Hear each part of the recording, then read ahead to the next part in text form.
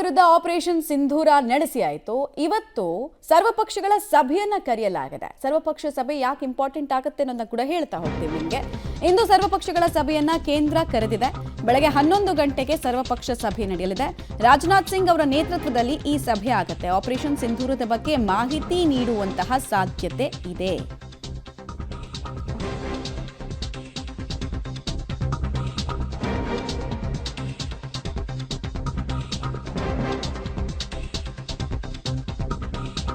Pahalgam attack ಆದ ನಂತರ ಕೂಡ ಕೂಡಲೇ ಸರ್ವಪಕ್ಷ ಸಭೆಯನ್ನು ಕರೆಯಲಾಗಿತ್ತು. ನಿಮ್ಗೆ ನೆನಪಿರಬಹುದು, ಎಲ್ಲರನ್ನು ಕರೆದ್ರು. ಎಲ್ಲರೂ ಅಲ್ಲಿ ನೀವು ಏನೇ ನಿರ್ಧಾರಗಳನ್ನು ತಗೊಂಡ್ರು ನಿಮ್ಮ ಜೊತೆಗೆ ನಾವಿದ್ದೀವಿ ಅಂತ ಏಕ ಧ್ವನಿ ಹೊರಬಿದ್ದಿತ್ತು.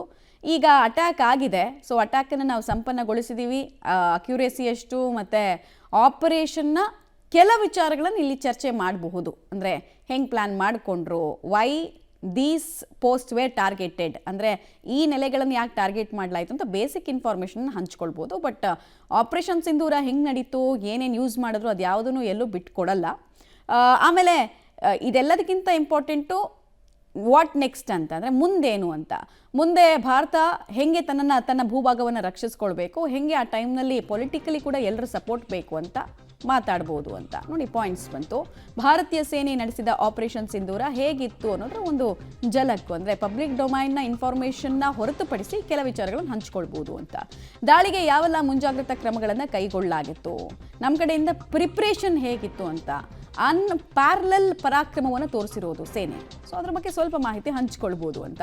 ಸರ್ಕಾರ ಮತ್ತು ಸೇನೆಯ ಮುಂದಿನ ನಡೆ ಹೇಗಿರುತ್ತೆ, ಹೆಂಗೆ ಸಜ್ಜಾಗಿದ್ದೀವಿ ನಾವು, ನಮ್ಮ ವಾಯುಭಾಗವನ್ನು ಹೆಂಗೆ ಕಂಟ್ರೋಲ್ ಮಾಡ್ತೀವಿ, ಭೂಭಾಗವನ್ನು ಹೆಂಗೆ ರಕ್ಷಿಸ್ಕೊಳ್ತೀವಿ, ಸುಪೀರಿಯಾರಿಟಿ ಹೆಂಗೆ ಸಾಧಿಸ್ತೀವಿ ಅನ್ನೋದರ ಒಂದು ಬ್ಲೂ ಪ್ರಿಂಟ್ ಬಗ್ಗೆ ಚರ್ಚೆ ಮಾಡಬಹುದು. ಒಂದು ವೇಳೆ ಪಾಕಿಸ್ತಾನ ದಾಳಿಯನ್ನು ನಡೆಸಿದ್ರೆ ಮುಂದಿನ ಕ್ರಮಗಳ ಕುರಿತಂತೆ ಕೂಡ, ಪ್ರಿಪೇರ್ಡ್ನೆಸ್ ಕುರಿತಂತೆ ಕೂಡ ಚರ್ಚೆಯನ್ನು ಮಾಡಬಹುದು. ಇದೇ ಸಂದರ್ಭದಲ್ಲಿ ಎಲ್ಲರ ಜೊತೆಗೂ ಎಲ್ಲರೂ ಕೂಡ ಎಲ್ಲ ರಾಜ್ಯದಲ್ಲೂ ಯಾವುದೇ ಸರ್ಕಾರಗಳಿದ್ರೂ ನಿಶ್ಚಿತವಾಗಿ ಕೇಂದ್ರ ಸರ್ಕಾರದ ಜೊತೆಗೆ ನಿಲ್ಲಬೇಕು ಅನ್ನೋ ಇನ್ಸ್ಟ್ರಕ್ಷನ್ಸ್ ನಿಮ್ಮ ಪಾರ್ಟಿಯವ್ರಿಗೆ ಹೇಳ್ಕೊಳ್ಳಿ ಅಂತ ಕೂಡ ಇಲ್ಲಿ ಸೂಚನೆಯನ್ನು ಕೊಡಬಹುದು. ಸಂಕಷ್ಟದ ಸಮಯದಲ್ಲಿ ಭಾರತದಲ್ಲಿ ಎಲ್ಲ ರಾಜಕಾರಣಿಗಳು ಪಕ್ಷಾತೀತವಾಗಿ ಒಂದಾಗಿದ್ದಾರೆ.